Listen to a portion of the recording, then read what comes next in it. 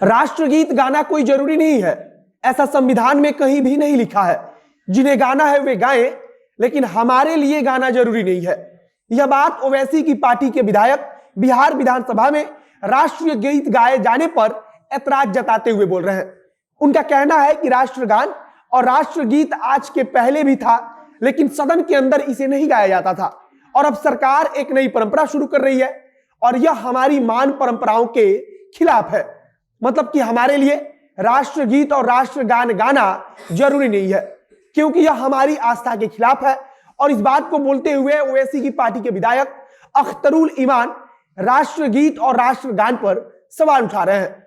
अब जब ओवैसी की पार्टी के विधायक राष्ट्रगीत पर सवाल उठा रहे हैं, तो भारतीय जनता पार्टी के नेता कैसे पीछे रह सकते हैं। और लगे हाथ भारतीय जनता पार्टी के विधायक संजय सिंह ने चेतावनी दे दी कि इस देश में रहने वालों को तो राष्ट्रगीत गाना ही पड़ेगा।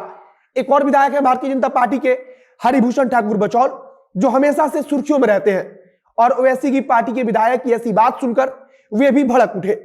अब राज्य में एक बार फिर से राजनीति के अंदर एक नई बहस चल पड़ी है और पूरा मामला भारतीय जनता पार्टी राष्ट्रीयता से जोड़ रही है, तो दूसरी तरफ ओवैसी की पार्टी के विधायक बोल रहे हैं कि राष्ट्रगीत ना गाने से वे देश विरोधी नहीं हो जाते हैं। मतलब कि राष्ट्र भक्ति का कोई सर्टिफिकेट उन्हें नहीं मिल जाता है। अब नमस्कार, मेरा नाम है मोहित कुमार सिंह और आप देख रहे हैं हमारा विशेष कार्यक्रम एक्सप्लेनर।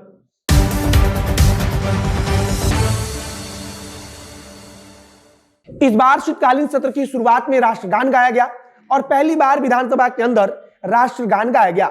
इस प्रकार की चर्चा भी चली और अब राष्ट्रगीत गाए जाने के बाद से ओवैसी के विधायक खुलकर इसके विरोध में खड़े हो गए हैं। जब शीतकालीन सत्र की शुरुआत हुई तब राष्ट्रगान गाया गया और उसके बाद से राष्ट्रगीत गाया गया है।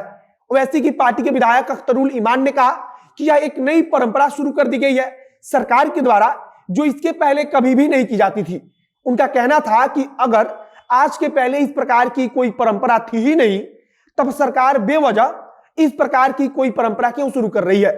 उन्होंने कहा कि इस प्रकार की परंपरा की कोई आवश्यकता नहीं थी, लेकिन फिर भी इसे शुरू किया गया।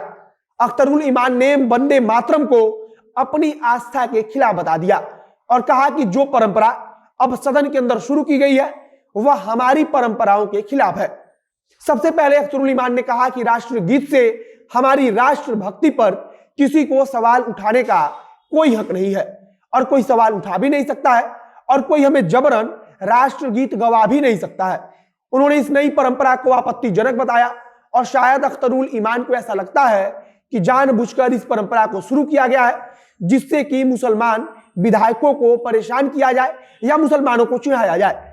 जब उन्होंने राष्ट्रगीत का विरोध किया और इस गाने से मना कर दिया, तब भारतीय जनता पार्टी के विधायक सामने आए और उन्होंने इसका जवाब दिया। और इसी सिलसिले में बोलते हुए भारतीय जनता पार्टी के विधायक संजय सिंह ने कहा कि अगर इस देश में रहना है तो राष्ट्रगीत गाना ही होगा।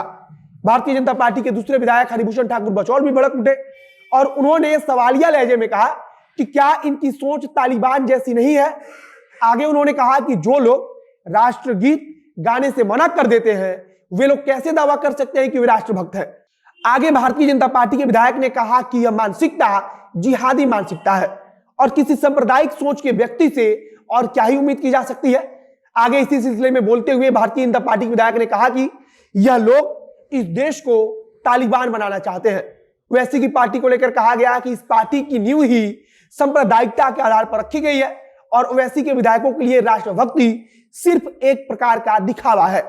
संजय सिंह ने तो बोलते हुए कहा कि अगर कोई भी राष्ट्रगीत गाने से मना करता है तो उसे यह देश छोड़कर अपने पसंद वाले देश में चले जाना चाहिए। इसके बाद उन्होंने चेतावनी भरे लहजे में कहा कि थोड़ा इंतजार कीजिए, समय आएगा तो सब समझ में आ जाएगा और यह लोग राष्ट्रगीत के सम्मान में खड़े भी होंगे और राष्ट्रगीत खड़ा होकर गाएंगे भी।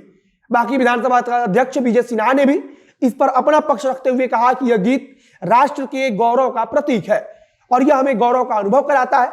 बाकी अब आगे देखते रहिए कि बहस कहां तक जाती है और भारतीय जनता पार्टी के और कितने नेता सामने आकर क्या जवाब देते हैं, तथा क्या ओवैसी की पार्टी के साथ किसी अन्य पार्टी का कोई भी विधायक खड़ा होता है, वह अकेले ही इस चीज का विरोध करते रहते हैं।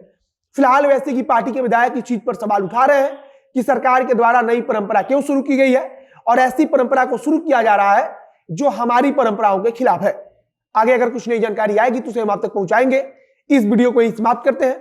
वीडियो को शेयर कीजिएगा और अगर फेसबुक पर देख रहे हैं तो पेज को लाइक कर लीजिए तथा यूट्यूब चैनल को जरूर सब्सक्राइब कीजिए। मिलते हैं फिर बहुत जल्द अगले वीडियो में। कैमरे के पीछे खड़े ओम प्रकाश और मैं मोहित कुमार सिंह। बहुत बहुत धन्यवाद।